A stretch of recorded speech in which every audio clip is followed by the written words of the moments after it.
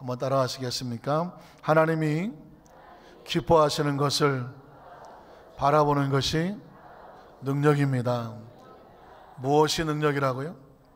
하나님이 기뻐하시는 것이 한 덩어리, 그것을 바라보는 것이 또 한 덩어리, 그것이 우리의 삶 속에 축복이 되고 능력이 되는 것입니다.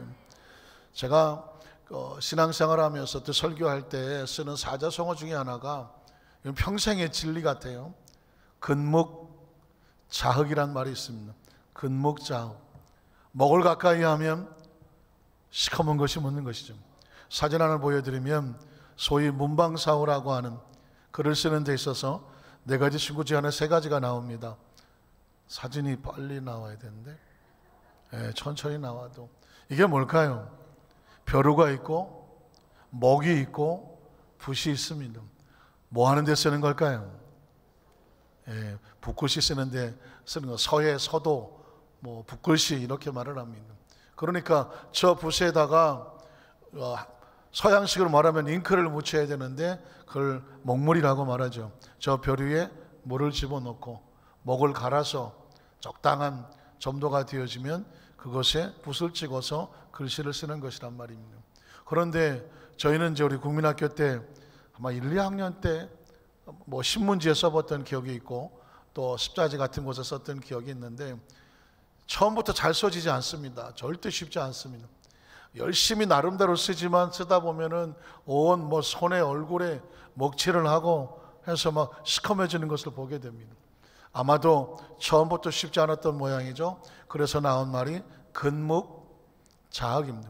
먹을 가까이 하고 먹을 갈다가 보고 글씨를 쓰다가 보면 손에 묻고 얼굴에 묻고 시커먼 것이 묻는다는 것입니다.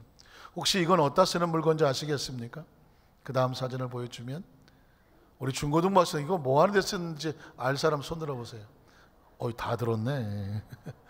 예전에는 난방을 연탄으로 하지 않았습니까? 요즘도 혹시 필요한 곳에 쓰기도 하겠습니다만은 저 연탄이 보시다시피 새카맣습니다. 이제 금장철이 다가오고 월동 준비를 하게 되면 제일 먼저 뭘 해야 돼요? 연탄을 사야 됩니다. 집집마다 연탄 광이라는 게 있어요. 창고가 있지 않습니까? 100장, 200장, 뭐 잘 사는 지 500장, 1000장도 들여놓는데 일일이 다 손으로 날라야 된다는 말입니다. 잘못하면 떨어뜨리면 깨지는 것이죠. 연탄광에 들어갔다 오든지 연탄을 만지면 어떻게 될까요? 아무리 안 묻히려고 하지만 손에도 묻고 뭐 땀나서 닦다 보니 얼굴도 묻고 근묵자흑입니다. 시커먼 것을 가까이 하면 온몸에 아무리 준비하려고 또 아무리 뭐 대비를 해도 이래저래 시커먼 것이 묻게 되어 있다는 것이죠. 이건 삶을 살아가면서 진리와 같아요. 사실은 이 시커먼 것만 묻는 것이 아니라 냄새도 묻어옵니다. 그 다음 것을 보여줄 때 이게 뭘까요? 돼지찌개라고 얘기하는데 돼지고기가 들어간 청국장입니다. 예배 끝나고도 청국장 드셔야 될지 모르겠는데 이 청국장이 아무리 맛있고 건강에 좋긴 하지만 어떤 중요한 모임에 갈 때 청국장 먹습니까? 안 먹습니까? 안 먹습니다. 왜 그럴까요? 냄새가 이게 또 장난이 아닌 것입니다.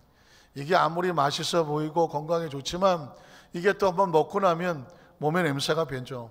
머리에 배고 옷에 밴단 말입니다. 그래서 여러분 아무리 청국장을 잘 먹고 양치를 하고 모른 척하고 가도 벌써 상대가 알아챕니다. 청국장 먹었지? 왜 그럴까요? 머리에도 냄새가 나거든요. 이러니까 음식이라고 하는 냄새도 마찬가지입니다. 움직이면 가까이 하면 그것이 나에게 영향을 미치는 것입니다. 중국에 한번 가본 적이 있는데 가보신 분들 아시겠지만은 굉장히 땅이 넓잖아요. 차를 타고 보통 8시간 뭐 10시간 한단 말이죠. 가다 보면 휴게실이 있어요. 한 번은 제가 휴게 내렸다가 코를 이렇게 잡았습니다. 이거 무슨 냄새야 이거? 그래서 물어봤더니 아주 중국의 유명한 두부 요리라고 합니다. 혹시 드신 분 계신가요?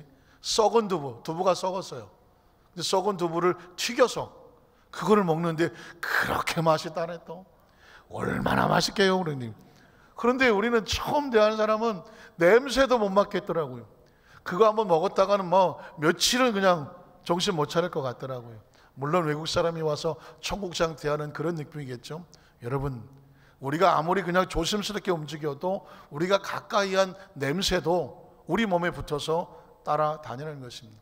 이처럼 감각이라고 하는 것은요 우리의 삶 속에 아주 절대적인 영향을 미치죠. 우리가 수없이 본 것들, 눈으로 본 것들, 아무것도 없는 것처럼 보이지만 우리의 기억 속에, 우리의 삶 속에 본 것이 따라다니면서 영향을 미칩니다. 우리가 어떤 것을 듣지 않습니까? 그냥 지나가는 소리 같지만 그 들었던 것이 나에게 영향을 미친다는 것입니다. 그래서 이 중요한 것들을 알았던 공자는 그 엉망진창으로 살아가는 그 시대 사람들을 어떻게 계명하고 계도할까? 그래서 논어라는 책을 써서 여러 가지 교훈을 남겼는데 그 중에 하나가 뭐냐면 사물 4가지를 하지 않는다. 사물, 삼성 3가지를 반성하고 4가지를 하지 않는다 하는데 그 4가지 하지 않는 것 중에 하나가 제가 한문을 보여드리겠습니다. 혹시 보셨습니까? 비례 물청이라고 하는 것입니다. 얘가 아니면 듣지 않는, 굉장히 중요합니다. 특히 우리 중고등부 학생들 자라는 과정 속에서 잘못된 얘기를 들어두면 평생의 마음에 아픔이 되고 상처가 될 수 있습니다. 그래서 얘가 아니면 아예 듣지를 마라. 왜? 들어놓으면 이것이 나의 삶에 영향을 미치기 때문입니다. 또 무엇을 하지 말아야 될까요? 비례물 시. 시는 뭐예요? 보지 말라는 거죠. 얘가 아니면 보지 말라는 것입니다. 왜냐하면 눈으로 보면 그것이 잔상이 돼서 내 생각 속에 들어와서 나를 움직이기 때문에 그렇습니다. 또 비례물 언. 얘가 아니면 함부로 하지 마라. 말하지 마라. 말이라는 게 그냥 내가 하고 싶은 대로 던져놓지만 그 말이 결국은 나에게로 돌아옵니다. 한번 따라 하실까요? 내 입에서 나간 말이 나에게로 돌아온다. 그러니 내 입에서 나간 말이 얼마나 중요한 말입니까? 그냥 막 화가 나서 감정에 휩쓸려서 쏟아놓은 말이지만 그 말이 나에게 다가와서 영향을 미칠 수가 있습니다. 또 하나가 비례물동이라고 하는 것입니다. 얘가 아니면 움직이지 마라, 행동하지 말라는 것입니다. 왜냐하면 잘못된 행동은 결국 나에게 잘못된 결과를 가져온다는 것이죠. 자, 조금의 지혜가 있었던 사람들은 인간의 삶 가운데 이런 것이 영향을 미치는 것을 알았단 말이죠. 성경은 이미 수천 년 전에 잠언 성경 속에 솔로몬을 통해서 우리가 마음을 지키고 생명을 지키려면 이렇게 해야 된다고 말씀을 선포하고 있습니다. 잠언 4장 23절에 보니까 모든 지킬 만한 것, 삶을 살아가면서 4가지만 지키겠습니까? 별의별 것들을 다 지켜야 되지만 그 중에서 가장 지켜야 될 것이 무엇이냐? 마음을 지켜라. 한번 따라 하실까요? 마음을 지켜라. 왜 마음을 지키냐면 마음은 무엇과 관련됐을까요? 생명과 관련되어 있습니다. 마음이 무너지면 생명 무너지는 것은 순식간입니다. 그래서 내 마음을 지켜라. 생명의 근원이라고 하는 것은 마음에서 온다는 겁니다. 아무리 환경이 힘들고 절망과 좌절과 고통이 있다고 할지라도 마음만 강하게 먹으면, 마음만 붙잡으면 생명을 지킬 수가 있습니다. 그러나 아무리 좋은 환경이라고 할지라도 마음이 무너지면 생명이 무너지는 것은 순식간이라고 말씀을 드렸죠. 24절에 보면 이렇게 말합니다. 구부러진 말을, 마음을 지키는 데 있어서 말을 조심하라고 말하죠. 구부러진 말을 내 입에서 버리며 삐뚤어진 말을 내 입술에서 멀리하라는. 왜냐하면 이 말들이 내 마음을 상처 입히기 때문입니다. 마음이 상처 입으면 무엇이 무너진다고요? 생명이 무너진다는 것입니다. 그 다음 절을 보면 내 눈은 바로 보며, 한번 따라 하실까요? 내 눈은 바로 보면, 바로 본다는 것은 똑바른 것을 분별해서 보아야 될 것을 본다는 것입니다. 내 눈꺼풀은 내 앞을 곱게 살펴라. 눈꺼풀은 잘라고 내리는 것이 아니라 눈꺼풀이 방향을 잘 정해서 올바르게 갈 수 있도록 살펴보라는 것입니다. 이것들이 전부 다 우리의 마음을 지키는 것이죠. 오늘 저는 그 중에서 무엇을 바라봐야 될 것인가? 하나님이 기뻐하시는 것을 바라볼 수 있어야 그것이 우리 마음을 지키고 생명을 지키고요, 나아가서 신앙을 지키며 하나님의 축복을 지키는 것입니다. 우린 첫 번째로 잘못된 것을 바라보면 실패와 아픔을 가져온다는 것을 알아야 됩니다. 한번 따라 하실까요? 잘못된 것을 바라보면 실패와 아픔을 가져온다. 우리 눈으로 바라보는 것이요, 굉장히 중요합니다. 보면 나를 끌고 갑니다. 한번 따라 하실까요? 보는 것이 나를 끌고 간다. 그까짓 거 보는데 어때? 보면 끌려갑니다. 그러니까 굉장히 중요한 거죠. 작은 것은 괜찮지 모르지만 결정적인 순간에 잘못 본 것이 아예 삶을 무너뜨릴 수가 있습니다. 얼마나 아깝습니까? 어떻게 해서 얻은 생명인데 그 잘못 바라본 거 하나 때문에 삶이 무너진다고 하면 이건 정말 목숨 걸고 지켜야 될 것 아니겠습니까? 성경에 보면 창세기 3장 4절로 5절에 보면 에덴 동산의 이야기가 나옵니다. 에덴 동산의 이야기는 먹는 이야기가 아닙니다. 선악과를 먹지 말라 그래서 뭐 먹었더니 먹는 이야기가 아닙니다. 좀 더 근본적으로는 무엇을 바라보았느냐, 바라봄의 이야기입니다. 자, 뱀이 여자에게 이르되 너희가 결코 죽지 아니하리라. 너희가 그것을 먹는 날에는, 마치 먹는 이야기처럼 보이죠? 너희 눈이 밝아진다. 이 사탄은, 뱀은 하와에게 하나님께서 먹지 말고 손대지 말라고 한 선악과를 먹음으로 어떻게 될지를 마음의 그림을 그리고 있습니다. 소위 말하는 이미지 메이킹을 하고 있는 것입니다. 야, 선악과를 따먹어봐. 하나님의 말씀에 금한 것은 잊어버리고 네가 어떻게 되느냐? 눈이 밝아진다고 말하고 있습니다. 눈이 확 띄어지고 새로운 세계가 열린다는 것입니다. 마치 눈앞에 내가 달라진 것이 보이지 않습니까? 그리고 말하기를 하나님과 같이 된다고 말합니다. 인간이 가지고 있는 최고의 욕심이 뭐예요? 하나님처럼 될 수 있다면 그 이상이 뭐가 있겠습니까? 그러나 어떻게 피조물이 창조주가 됩니까? 그런데 그렇게 유혹을 합니다. 하나님처럼 된다. 그리고 뭐라고 말합니까? 선악, 옳고 그런 것을 하나님이 참 판단해 줘야 되는데 네가 스스로 판단할 수 있게 되니까 결국 하나님이 필요 없다라는, 사탄의 목적은 뭔지 아십니까? 인간의 삶 속에 하나님과 분리시키는 것입니다. 하나님이 보라고 하는 것은 보지 말고 보지 말라는 것은 보게 함으로 말미암아 하나님과의 관계를 끊어버리려고 하는 것입니다. 그게 사탄의 목적입니다. 하와에게 선악과를 따먹으라고 하는 것은 뱀은 다른 목적이 없습니다. 하나님께서 손대지 말라는 것을 손대서 결국 하나님 앞에 버림받으라는 것입니다. 단절되라는 것이죠. 결국 어떻게 됩니까? 6절로 7절에 보니까 여자가 그 나무를 어떻게 합니까? 바라봅니다. 그전에는 선악과는 하나님의 영역을 상징합니다. 바라보거나 손대거나 어찌할 수 없는 것이죠. 그런데 하와가 뱀의 말이 들어오니까 어떤 생각이 들어오냐면 움직이게 됩니다. 끌려갑니다. 그 나무를 바라보게 됩니다. 나무를 바라보니까 어떻게 됩니까? 그 마음에 생각이 들어오죠. 어떤 생각이 들어옵니까? 먹음직합니다. 와, 맛있겠다. 이 생각은 바라보았기 때문에 온 것입니다. 하나님의 것에 대한 욕심이 생겨난다는 것이죠. 또 어떻게 합니까? 참 보기 좋았다고 말하고 있습니다. 제가 말씀드렸죠. 눈이라고 하는 것은 보기 좋은 것을 보면 끌려가게 되어 있습니다. 행동하게 되어 있습니다. 그리고 지혜롭게 할 만큼 탐스럽다, 탐이라고 하는 것은 욕심과 같은 것입니다. 그런 마음이 생겨나는 것입니다. 이제 그런 마음이 생기면 어떻게 합니까? 움직입니다. 사람은 움직이기 때문에 마음에 따라 움직입니다. 그 다음 절을 보면 이렇게 말하죠. 여자가 그 열매를 따먹고, 하와가 나무 열매를 따먹을 때 그냥 따먹은 게 아닙니다. 아주 복잡한 배후가 있었습니다. 그리고 마음과 행동과 이런 것들이 가지고 그를 움직이게 만들었습니다. 뱀이 하와를 손목을 끌고 가서 나무를 따서 입에 넣은 것이 아닙니다. 생각만 집어넣은 것입니다. 바라보게 하고 생각을 집어넣으니까 그 다음은 스스로 움직이는 것입니다. 지금 우리의 삶에 똑같은 법칙이 움직이고 있습니다. 우리가 무엇을 잘못 바라보게 되면 그 바라본 것이 나에게 생각을 주게 되죠. 좋은 것을 바라보면 좋은 생각이지만 잘못된 욕심으로 바라보면 생각이 들어오면 어떻게 합니까? 나를 움직이게 됩니다. 손대지 말아야 될 것, 하지 말아야 할 것을 하게 한단 말입니다. 이게 바로 에덴 동산에 벌어지고 있는 영적인 전투와 같습니다. 하와는 안타깝지만 뱀의 유혹을 받았습니다. 그의 생각에 따라서 그 나무 열매를 따먹었습니다. 그리고 자기와 함께 있는 남편에게도 거침없이 그 열매를 줍니다. 안타까운 것은 아담은 그것이 무엇인지를 알지 못했다는 것입니다. 그것이 잘못이 되어 나중에 하나님 앞에 책망을 받죠. 그도 먹었다고 말하고 있습니다. 결과가 어떻게 될까요? 17절로 19절에 보면 뭐라고 말합니까? 아담에게 이르시되 내가 내 아내의 말을 듣고, 누구 말을 들어야 되는데? 하나님의 말씀. 하나님의 말씀을 듣는 건 무엇인지 아십니까? 하나님께서 무엇을 원하시는지, 하나님께서 무엇을 원하지 아니하시는지, 이 두 가지예요. 지금 저와 여러분이 하나님의 말씀 앞에 와 있습니다.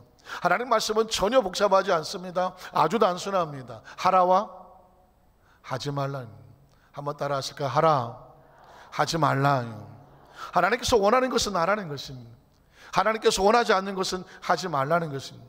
우리 사랑하는 우리 중고등 학생들이 학교에서 공부를 배우지만 공부의 모든 원칙도 해야 될 것과 하지 말할 사리를 분별하라고 지금 공부하는 것입니다. 그것이 정확하게 잘 준비된 사람은 해야 할 것과 하지 말 것이 분별이 되죠. 그러나 삶을 살아가면서 그 부분이 정확하지 못하면 해라와 하지 말 것을 분별이 안 되면 할 것을 하지 않고 하지 말 것을 하다 보니까 삶이 힘들어지는 것입니다. 오늘 성경에서 하나님께서 우리에게 가슴 아프게 하는 게 뭘까요? 내가 내 말을 들어야 되는데 누구의 말을 들었습니까? 사람의 말을 듣고 내가 내게 먹지 말라 나무 열매를 내가 먹었기 때문에요. 그러면 선택이죠. 행동이란 말이죠. 어떤 일이 벌어질까요? 그 다음 절에 보니까 땅은 너로 말미암아 저주를 받고, 환경의 문제가 다가오는 것입니다. 땅은 환경을 말하기도 하고요, 생명을 말하기도 합니다. 땅은 너로 말미암아 저주를 받고 너는 내 평생에 수고하여야 그 소산을 먹으리라. 그 다음 절에 뭐라고 말합니까? 땅이 또 네 가시덤불과 웅곤키를 낼 것이라. 내가 먹을 것은 밭의 채소인즉 네가 흙으로 돌아갈 때까지 얼굴에 땀을 흘려야 먹을 것을 먹으리니 네가 그것에 취함을 입었음이라. 너는 흙이니 흙으로 돌아가는. 인생이란 아주 단순합니다. 성경적으로 바라볼 때 축복이라고 하는 것은 하나님의 말씀과 관계에 성공을 하면 땅이 축복의 땅이 되는 것이죠. 그런데 하나님과의 관계가 말씀에서 벗어나면 아무리 좋았던 환경이라고 할지라도 그 땅이 저주가 될 수가 있는 것입니다. 그래서 환경이 문제가 아닙니다. 하나님과 나와의 관계가 중요한 것입니다. 한번 따라 하실까요? 신앙은 하나님과 나와의 관계를 올바로 세우는 것이다. 자, 하나님과의 관계가 무너지면 어떻게 될까요? 주어진 모든 것이 날아갑니다. 22절로 24절에 보면 야훼 하나님이 이르시되 보라, 이 사람의 선악한 일에 우리 중 하나같이 되었으니 그가 그의 손을 들어 생명나무 열매도 따먹고 영생할까 하노라 하시고, 야훼 하나님이 에덴 동산에서 그를 어떻게 합니까? 내어보냅니다. 예비된 축복을 상실한다는 의미죠. 그의 근원이 된 땅을 갈게 하시니라. 이같이 하나님이 그 사람을 쫓아내시고, 가장 안전했던 상황이 가장 아픈 상황으로 변합니다. 쫓아내시고 어떻게 합니까? 에덴 동산 동쪽에 그룹들과 두루도는 불칼을 두어 생명나무기를 지키게 하시더라. 딱 하나, 원인은 바라보지 말아야 될 것을 바라보았습니다. 무엇을 바라봐야 되는지를 선택을 잘못했기 때문입니다.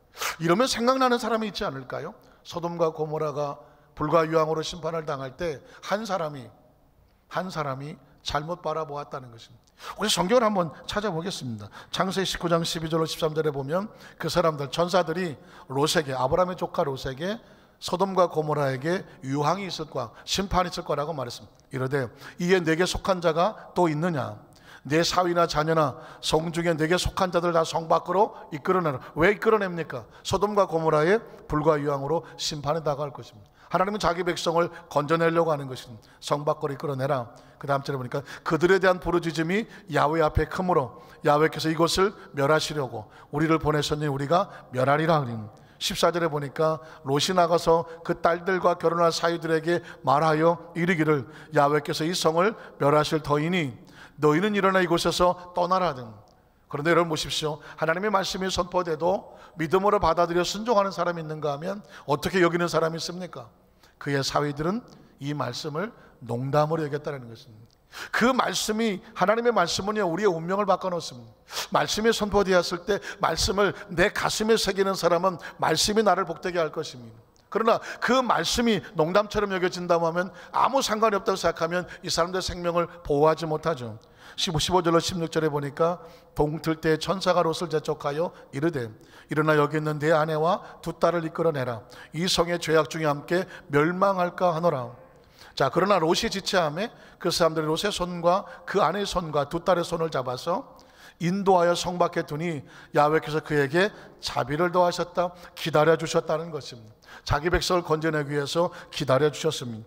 자, 17절을 보니까 그 사람들이 그들을 밖으로 이끌어낸 후에 이르되 도망하여 생명을 보존하라. 이게 하나님의 마음입니다.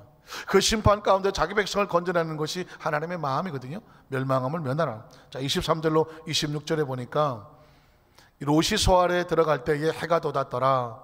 야훼께서 하늘 곧 야훼께로부터 유황과 불을 소돔과 고모라에 비같이 내리사 그 성들과 온들과 성에 거주하는 모든 백성과 땅에 난 것을 다 엎어 멸하셨더라. 롯의 아내는 결정적인 순간이 여기서 나오죠. 뒤를 어떻게 했습니까? 돌아보았다고 말하고 있습니다. 소금 기둥이 되었습니다. 하나님께서 천사를 통해서 너희가 그 소돔과 고모라에서 나올 때에 뒤를 돌아보지 말라고 말했습니다. 이유가 무엇인지를 모르겠어요. 그러나 하나님께서 너희가 생명을 보호하려면 말씀의 원칙은 뒤를 돌아다보지 말고 앞만 보고 저 앞에 있는 산을 향하여 달려가라고 말했습니다. 그런데 롯과 딸들은 앞을 향하여 달려갔는데 롯의 아내는 무슨 생각을 했는지 모르겠어요. 혹시 결혼할 자기 딸들과 결혼할 사위 중에서 너무 마음에 드는 사위들이 이 사위가 농담으로 여기고 그 성에서 못 빠져나오는 게 너무 가슴이 아팠을까요? 아니면 너무 급하게 빠져나오더라가 온갖 폐물을 다 놓고 나왔어요. 구두를 놓고 나왔나, 백을 놓고 나왔나. 어쨌든 간에 롯이 아내가 왜 그런지를 모르겠어요. 그러나 어쨌든 중요한 것은 무엇이 중요한지를 순간 잊어버렸습니다. 무엇이 중요합니까? 하나님 말씀에 순종하는 것이 중요합니다. 아무리 소돔과 고모라의 그곳에 어떤 것을 놓고 나왔다고 할지라도 어떻게 해야 돼? 뒤돌아보지 말라고 했으면 앞을 향해 갔어야 되는 것입니다.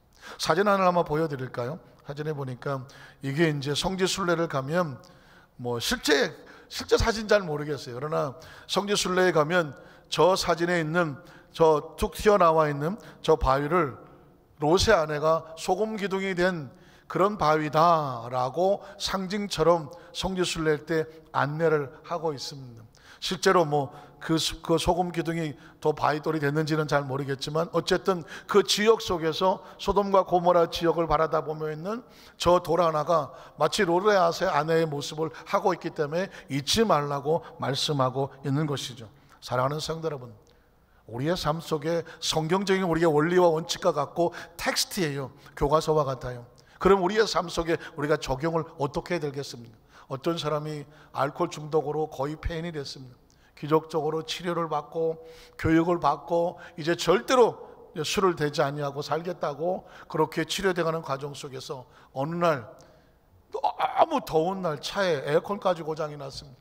땀을 뻘뻘 흘리며 고속도로를 지나가는데 정말 어디 물 한 모금만 먹었으면 좋겠는데 어디 휴게소도 아직 멀어요. 근데 가다 보니까 왼쪽에 큰 광고판이 있는데 공교롭게도 맥주 광고판이에요. 맥주 광고판에 한 잘생긴 그 탤런트가 그냥 병맥주를 하나 탁 잡고 그냥 팍팍 쏟아지는 그 그림이 있고, 그리고 그냥 그걸 마시는 그 광고의 그 탤런트는 그냥 이 표정은 아닌 것 같은데 하여튼간에 너무 시원해 보이는 표정인 거예요. 순간 그 모습을 바라보는 순간 안 돼 했지만 이미 한 잔만 먹으면 그냥 시원할 것 같은 거예요. 그런데 여러분 혹시 고속도로 가다 보면 광고가 한 장 붙어 있지 않습니다. 최소한 19장 이상 붙어 있습니다. 기차 타고 가다 보면 재밌지 않습니까? 똑같은 광고가 따다다다닥 붙어 있습니다. 이유가 뭔지 아십니까? 광고라고 하는 것은요 19장 이상, 최소한 21장 이상을 똑같이 계속 반복해 보면 여기서 떠나지 않습니다. 그냥 그림인데 지나가도 눈 감아도 보인다는 것입니다. 그게 광고 효과인 겁니다. 그래서 그 많은 돈을 들여가면서 계속 똑같은 걸 붙여놓는 목적이 뭔지 아십니까? 거기를 먹어서 쳐다보다 보면 집에 갔는데도 그 생각이 나는 거예요. 광고주들은 그렇게 우리 머릿속을 공략합니다. 그림을 새겨놓고 반드시 그걸 사게 만드는 거거든요. 여러분이 광고 30초짜리 하는데 수억 원이 들어간다고 하거든요. 그걸 쳐다보고 있으면 어떤지 아십니까? 사고 싶다. 이미 광고주들은 우리의 의식 속에 그걸 집어넣고 사라 하고 있는 거예요. 이 사람이 집에 가서 뭐 했을 것 같습니까? 집에 가서 마트로 달려갑니다. 그리고 그 맥주를 삽니다. 그리고 땁니다. 그리고 똑같이 합니다. 어떻게 됐을까요? 한 번으로 끝났을까요? 알코올 중독자는 딱 한 컵만으로도 옛날로 돌아갈 수 있습니다. 또다시 알코올 중독자의 비참한 삶, 그 한 병으로 인하여 그렇게 됐다는 거죠. 그렇게 된 것은 그림 한 장이 그를 그렇게 만들었습니다. 지난 목요일날 우리 교회 교육자들실에서 있었던 일을 제가 듣고 참 재미있었습니다.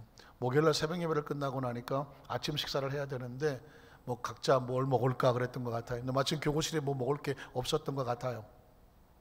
그래서 초등부 우리 전사님께서 유초등부실에서 컵라면을 좀 가져오려고 하면서 아까 우리 3부는 목사님이 아니고 2부 때 배미든 목사님이라고 하네요. 상록교구장인데 목사님에게 라면 하나 드시겠습니까? 그랬더니 나는 라면 안 먹습니다. 나는 오늘 아침에 밥하고 현미하고 야채 같은 거 싸워서 다이어트 합니다. 그래서 안 먹겠다고 하더랍니다. 그러세요? 그래서 이제 그 전사님이 컵라면을 잔뜩 이렇게 들고 왔습니다. 교구실에 들어오는 순간에 그 중에 이 라면이 섞여 있었습니다. 이 라면 사진, 이 사진이 끌려 있습니다. 얼큰한 너구리가 끼어 있었습니다. 그런데 아까까지만 해도 나는 내가 싸운 밥 먹고 야채 먹겠습니다 그랬던 목사님이 갑자기 그 라면을 보더니 너구리다! 너구리를 얼마나 좋아하시느냐. 갑자기 너구리다 그러면서 이 라면을 먹겠다고 달라들었습니다. 그래갖고 몇 마리 너구리가 그냥 아침에 다 날아가 버려요. 그래서 라면을 열심히 먹으셨다는 거에서 제가 깜짝 놀랐습니다. 그런 거예요. 삶 속에 내가 철석같이 다이어트하고 내가 싸운 밥 먹고 야채 먹고 나는 라면 안 먹을 거야. 그런데 다른 라면은 안 먹는데 너구리가 나타났어요. 그러니까 자신에게 가장 맛있어하고 자기 어떤 좋아하는 약점과 같은 건데 그때 너구리 나타날 줄은 생각을 못한 거죠. 사랑하는 성도 여러분, 여러분의 너구리는 무엇입니까? 살다가 보면요, 내가 다 참는데 그건 못 참는 게 있어요. 그거 어떻게 해야 돼? 피해야 돼요. 보면 넘어가는 거예요. 사실 아주 단순한 사건 같지만 뭐 라면 하나 먹다가 뭐 덜 찌겠습니까? 찝니다. 그 라면 하나가 아닙니다. 집에 가서 라면 또 먹고 하게 되는 것이죠. 그래서 여러분, 두 번째는 뭐냐면 올바른 것을 바라보면 하나님의 은혜와 축복이 우리의 삶으로 이끌어가는 것입니다. 그래서 올바른, 하나님 보시기에 올바른 것을 선택하는 것에 목숨을 걸어야 됩니다. 성경에 보면 창세기 22장 6절로 7절에 보면 아브라함의 얘기가 나오는데, 아브라함이 하나님께서 뭘 훈련시켰을까? 그 상해를 뒤집게 전체를 통틀어 봤더니 하나를 훈련시켰습니다. 어떠한 상황 속에서도 하나님을 발견한다는 것입니다. 어떠한 상황 속에서도 하나님을 바라보는 훈련을 했습니다. 기억하시는 것처럼 창세기 12장 1절에 보면 하나님께서 아브라함을 부른 다음에 뭐라고 말했냐면, 너의 본토 친척 아비 집을 떠나라니, 더 이상 거길 바라보지 마라. 이제부터는 내가 내게 지시하는 곳에 가서 나를 바라보라는 것입니다.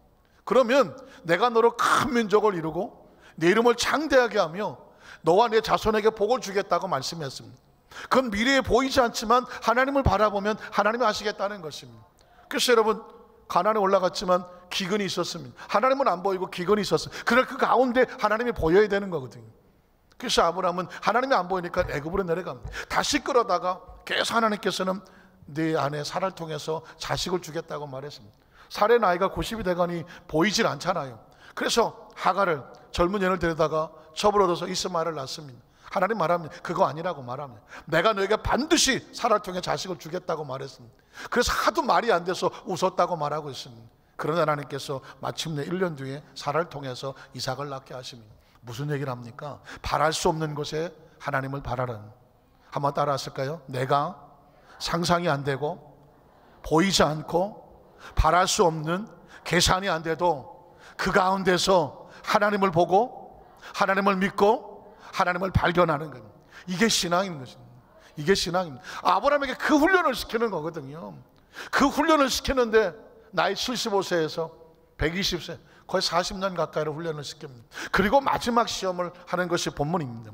아브라함이 번제나무를 가져다가 그의 아들 이삭에게 지우고 자기는 불과 칼을 손에 들고 두 사람이 동행하더니 이삭이 그의 아버지 아브라함에게 암만 해도 말이 안 되거든요.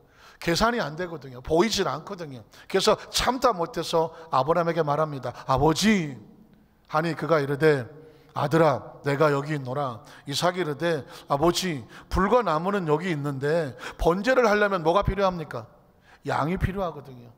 양이 안 보이는 거예요. 그래서 아브라함 아들 이삭을 생각하기를 혹시 아버지가 미리 다 준비해놨나? 암만 가도 산 밑에 와가는데 양이 없는 거예요. 아버지가 혹시 안 가져온 건 아닐까? 나이가 많다 보니까 깜빡거린 것은 아닐까?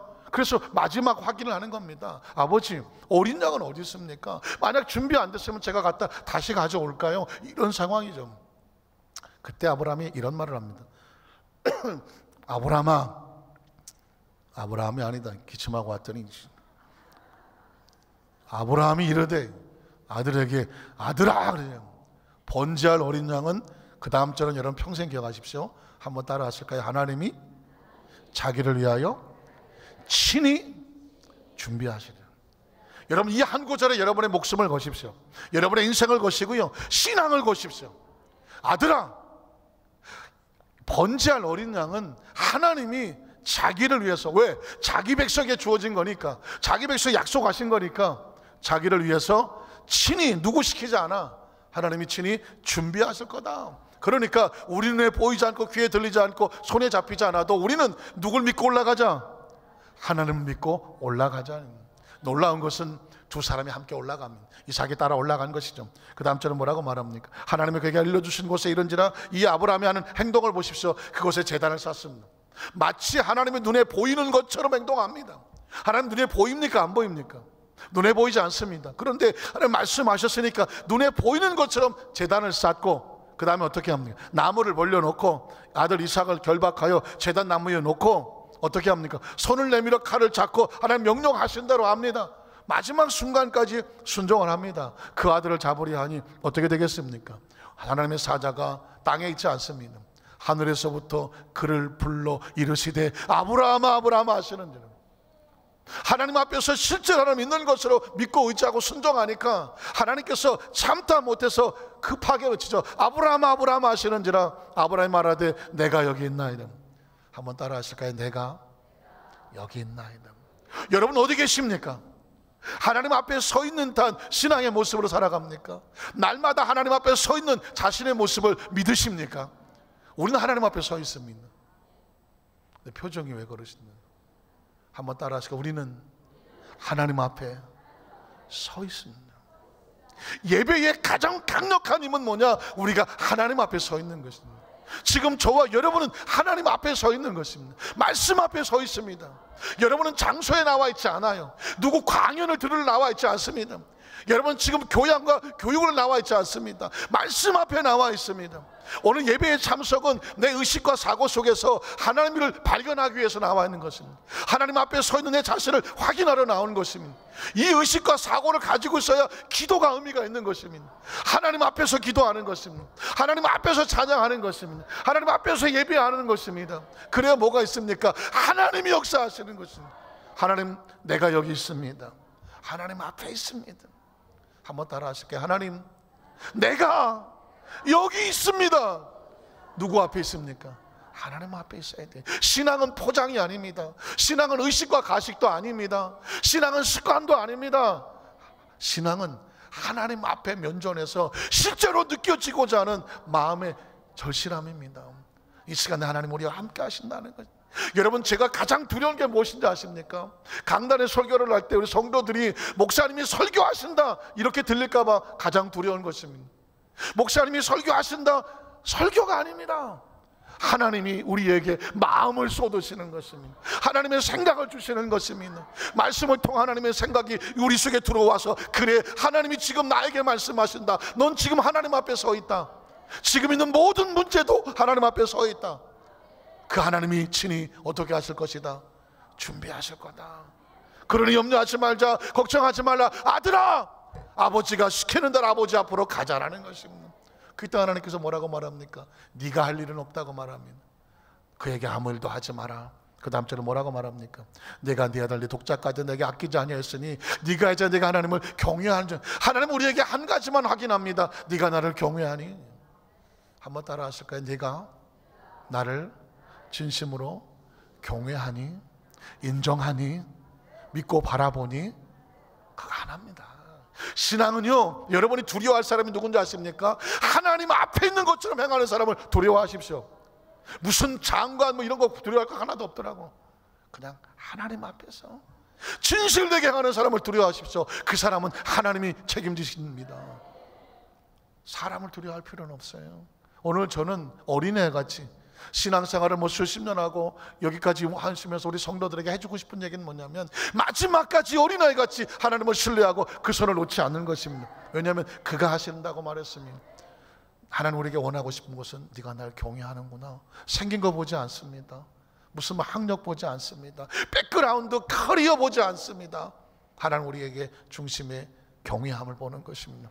하나님께서 아브라함에게 경외함을 발견합니다. 그리고 말합니다. 13절에 보니 그 다음 절에 보면 아브라함이 눈을 들어 살펴본 즉 한 수양이 뒤에 있었습니다. 하나님의 눈에는 이미 준비되어 있었던 것이죠. 아브라함은 그것을 보고 그가 친히 준비할 거라고 말했습니다. 뿌리 수풀에 걸려 있는지라 아브라함이 가서 그 수양을 가져다가 아들을 대신하여 번제로 드렸습니다. 그리고 아브라함이 그 땅 이름을 야훼 이레라고 말했습니다. 오늘날까지 사람들이 이르기를 야훼 산에서 뭐하리라?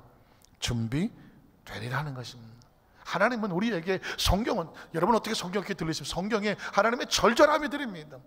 이스라엘 백성이 모세와 함께 홍해수 앞에 섰을 때도요, 하나님의 절규는 한마디입니다. 출애굽기 14장 10절로 12절에 보니까, 출애굽기 14장 10절로 12절 보니까, 바로가 가까이 올 때 이스라엘 자손이 눈을 들어본즉 애굽 사람들 자기들 뒤에 이른지라 이스라엘 자손이 심히 두려워하여 나외께 부르시며. 왜 그럴까요? 하나님이 안 보입니다. 애굽의 군사가 보이고 홍해수가 보입니다. 환경이 그렇잖아요. 저와 여러분이 살다 보니까 앞뒤가 막히고 사면이 초가일 때가 있고 풍전이 등화일 때가 있지 않습니까? 어떻게 할까요? 그때 하나님이 안 보이면 절망하고 좌절하고 울고 불고 낙심하기가 쉽습니다. 이스라엘 백성이 그랬습니다. 자, 그들이 또 모세에게 이르되 애굽에 매장지가 없어서 당신 우리를 이끌어내어 이 광야에서 죽게 하느냐? 모세를 원망합니다. 어째 당신 우리를 애굽에서 이끌어 우리에게 이같이 하느냐? 우리가 수상시키려고 하느냐? 우리가 애굽에서 당신이 이런 말이 아니냐? 이것이 아니냐? 이르기를 우리를 차라리 내버려 두라고. 우리가 애굽 사람은 섬길 것이 하지 아니하더냐? 애굽 사람은 섬기는 것이 광야에서 죽는 것보다 낫겠다고 말했습니다. 자, 그 다음에 뭐라고 말합니까? 모세가 백성에게 너희는 두려워하지 말아라. 가만히 서서 야훼께서 오늘 너희를 위해서 어떻게 행하시는지 구원을 보라고 말합니다. 한번 따라하실까요? 가만히 서서 행하시는 하나님의 구원을 보라고. 오늘 이 사람 여러분의 마음속에 혹시라도 앞뒤가 막히고 무엇이 캄캄하고 힘들고 어려워서 마음속에 가만히 서서 눈물 나시는 분이 계시면 오늘 주께서 말씀하시는 본문의 말씀이 이렇습니다. 너희는 가만히 서서 두려워하지 말고 울지 말고 절망하지 말고 오늘 하나님께서 너를 차려놓고 준비하고 기다리시는 그 구원을 지켜보라, 바라보라는 것입니다. 오늘 우리가 바라볼 것은 그거예요. 하나님은 숨겨놓으신 그 홍해수 밑바닥에 고속도로가 갈려있는 것을 네 눈앞에 보게 될 거라는 것이죠. 오늘 본 애굽 사람을 영원히 다시 보지 못할 것이다. 야훼께서 너희를 위해서 싸우실 것입니다. 믿으십니까? 사실은 저와 여러분이 여기까지 어떻게 왔습니까? 하나님이 하신 것 아닙니까? 앞으로 어떻게 살아가겠습니까? 하나님이 저를 살게 하시는 것입니다. 살려주셔야 사는 거예요. 나는 100살까지는 넉넉하다. 자신하신 분 계시면 좀 도와주십시오. 어떻게 그렇게 자신 있는지. 인간은 5분 앞도 모릅니다. 5분 앞도 모릅니다. 멀쩡하던 사람도 덜커덕 마음 말기 진단을 밟고 와서 막 펑펑 울고 세상에 상상하지 못할 일 눈앞에 뻑뻑 벌어진단 말입니다. 하나님을 제외하고 안전할 생명은 아무것도 없습니다.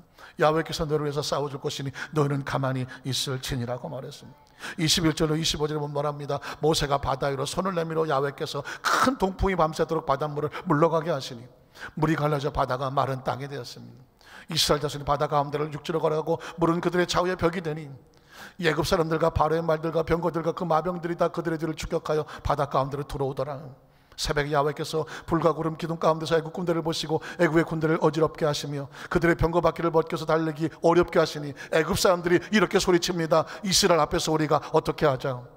하나님 백성 앞에서 우리가 도망하자고 말하고 있습니다. 어제까지 원수처럼 여겨지고 방금 눈앞에 큰 장벽처럼 다가왔지만 그들은 하나님 앞에서 이렇게 말합니다. 우리가 도망가자. 누구 앞에서? 하나님 백성 앞에서 도망을 치자. 하나님께서 그들을 위해서 싸우시고 계신다는 것입니다. 하나님께서 자기 백성을 위해서 싸워주신다는 것입니다. 이런 확신이 있습니까? 이런 기대가 있으십니까? 이런 간절함이 있으십니까? 기억하십시오. 하나님은 자기 백성을 위해서 싸워주시는 것입니다. 제가 최근에 책 하나를 읽고 마음에 너무 감동이 됐습니다. 탕자가 돼지치기를 하다 보니 온몸이 똥칠을 하고 들어오지 않습니까?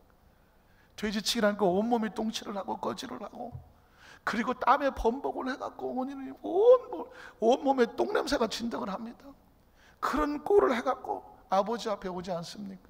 차마 아버지를 보니까 얼어붙어서 나가지도 못하고 이러고 서 있습니다. 그런데 보니까 아버지가 우리식으로 말하면 버선발로 신발도 신지 아니하고 거의 맨발로 달려가서 아들을 끌어안고 얼굴을 비비고 똥냄새가 나도 똥칠을 하고 똥물이 들어가도 울면서 내 아들아 내 아들아 안고 그 아들을 맞는 장면이 나옵니다. 거기에서 아버지가 신발을 신지 않았다는 것은 우리가 볼 때는 뭐 그렇게 들릴지 모르지만 그 당시의 풍습으로 보면 어떤 품이 있는 집안의 사람들이 신발을 벗고 발바닥을 보이는 것을 아주 예의 없는 쌍놈이라고 말했습니다. 그런데 이 아버지는 그거를 포기하고 예의 없는 쌍놈 소리를 들어도 맨발로 뛰쳐나가 자신에게 주었던 품위와 명예를, 품격을 다 던져버리고, 누구 때문에? 아들 때문에요. 아들 때문에. 아들을 뭐하기 때문에? 사랑하기 때문에, 그를 용서하기 때문에 달려가서 똥칠을 하고 오는 그 아들을 부여잡고도 똥냄새가 나는 줄을 몰라. 우리가 더럽고 추하고 연약한 모습을 하고 와도 하나님께서는 우리에게 이 더러운 놈아 하지 않아요. 우리에서 친히 자신의 명예를 다 포기하고 사랑으로 안아주시는 것이죠. 그게 십자가라는 것입니다. 오늘 저와 여러분 예배 가운데 혹시 하나님 앞에 나오는 게 머뭇거려지십니까? 어떤 분을 만나면 고개를 못 들어. 목사님 잘 몰라서 그렇지, 내가 얼마나 더러운 놈인데 내가 어떻게 죄를 지고. 아무 걱정할 필요 없어요. 우리 있는 모습 그대로, 우리의 부끄러운 모습 그대로, 하나님 우리를 판단하고 비판하지 않아요. 그냥 와서 있는 모습 안아주고 품어주고, 잘 왔어 내 아들아, 죽었다가 살아났고 잃었다가 찾았다고 할 수 있는 거 다 주고 싶은 거예요. 그게 하나님의 사랑이에요. 명예를 던져버리고 사랑을 선택하시는 하나님, 그 십자가에서 우리의 죄된 모습을 안아주시고 연약한 모습을 품어서 강건하게 하시고 가난과 초주를 떨어버려서 모두 덮어서 품위 있게 하시고 상처와 질병을 고쳐주시고 잃어버렸던 영생과 부활을 찾아서 천국으로 이끌어가시는 분이, 그게 하나님의 사랑입니다. 그걸 바라보라는 거예요. 그 눈으로 새롭게 바라봐요. 서로를 바라볼 때도 그렇고 자신을 바라볼 때도 그래요. 말씀을 정리하기 원합니다. 간절히 바라기는, 오늘 하나님께서 선포하는 말씀은 글도 아니고 말도 아닙니다. 하나님의 마음이 사랑으로 온 성도들을 끌어안아서 이 성전을 나갈 때 나를 안고 계시는 하나님, 사랑으로 품고 계시는 하나님, 그 은혜가 성찬 가운데도, 기도 가운데도, 모든 예배 가운데도 충만하시기를 주님의 이름으로 축원합니다.